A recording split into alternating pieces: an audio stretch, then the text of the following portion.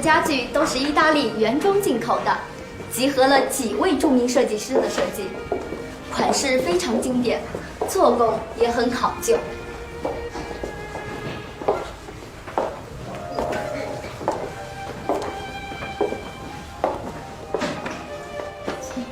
水晶的。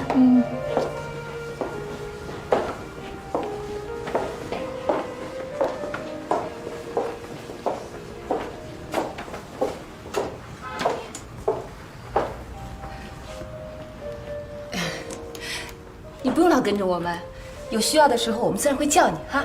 好的，请随便。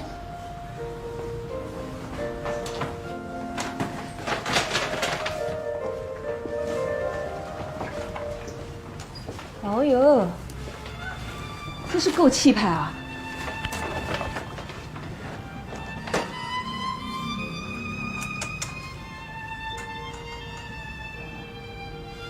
喜欢啊，喜欢就买啊，又不是买不起。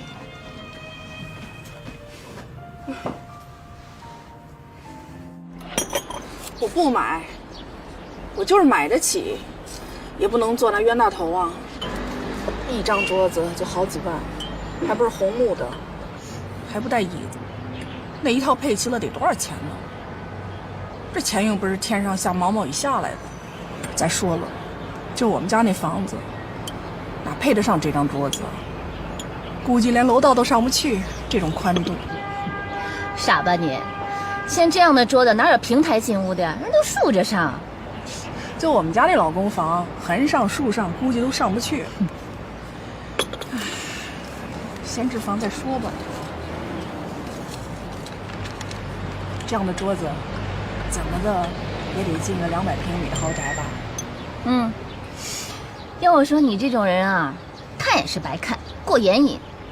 等咱们能住进去豪宅，基本老公都被我拉出去毙了。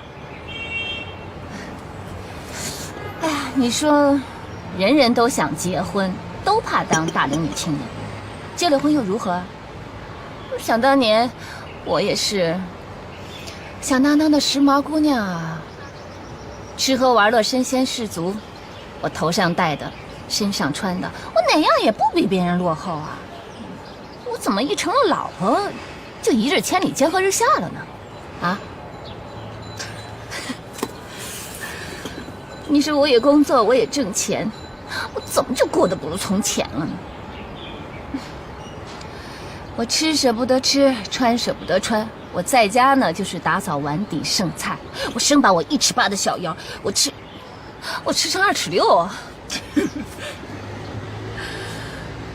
一逛街呢，咱就是逛少儿部啊、男士部啊、老年人服装鞋帽，给这个买，给那个买，我买到头就是把自己给忘了。哎呀，我得亏生的是儿子，我要是生女儿啊，我肯定得跟我丫头说她娘的这点经验教训，千万别结婚，不结倒还自由。所有的小姑娘都不结婚，你儿子哪来的老婆呀？啊？总有1、2个傻丫头想不开的吧？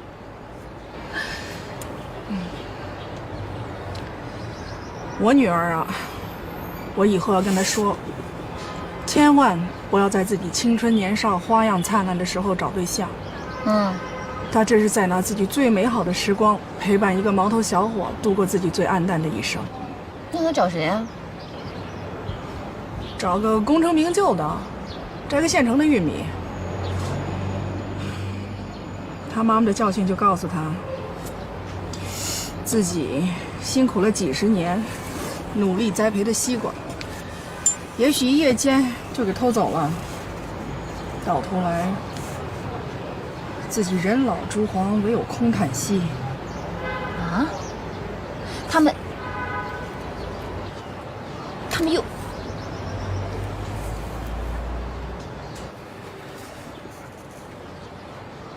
你为什么这么没骨气呀？你干嘛不跟他离呀？我跟你说啊，就是像你们这样隐忍的人太多了，这些男人才这么嚣张。你把他赶出家门。要是所有的女人都把这样的男人赶出去，看他们还敢这么如此的肆无忌惮。我赶他出去？赶出去啊！我为什么赶他出去？让别人顺理成章地接受胜利果实，我何必承担一时之快？他要是出去了以后流落街头，也许会苦苦哀求，追悔莫及。要他出去以后软香怀抱香车美女呢？你以为他会内疚啊？你不觉得屈辱吗？我都想替你呸几声。隐忍用尊严去换，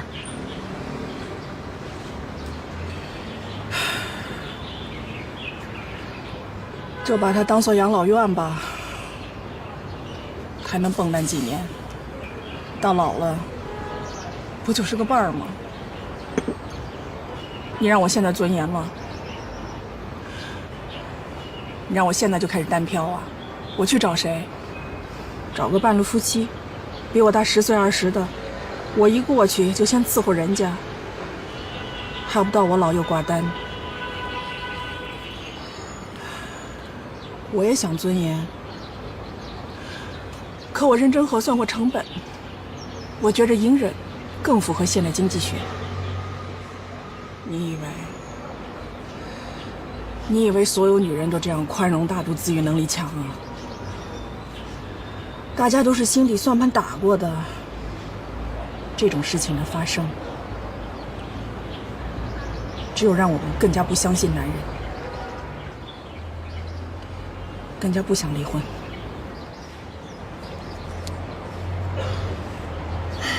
你真能忍，这要是我，早闹翻天。我就当他死了，我偏不让位，我就是要让那个判我出意外的人天天难受。我还就不信了，你一个男人被车撞死了，你女人就给殉葬了，不活了。我当他死了，他还是我丈夫，哪怕是名分上的，他俩再活蹦乱跳，也是苟且，名不正言不顺。这世界果然是阿 Q 遍地啊！奶奶的，我也想过一回不是老婆的生活。我使劲报复性刷卡，我跟别人的老婆抢钱花，我拼命打扮的妖艳，满脑子想的不是柴米油盐，而是怎么去团摸住男人的心。还有，我透支买豪宅，我买了豪宅我就写我自己的名儿。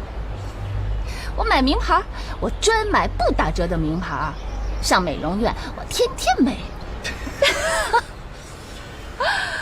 哎呀，不要脸的好处居然有这么多！我这些年我都瞎折腾些什么呀？啊，我折腾什么呢？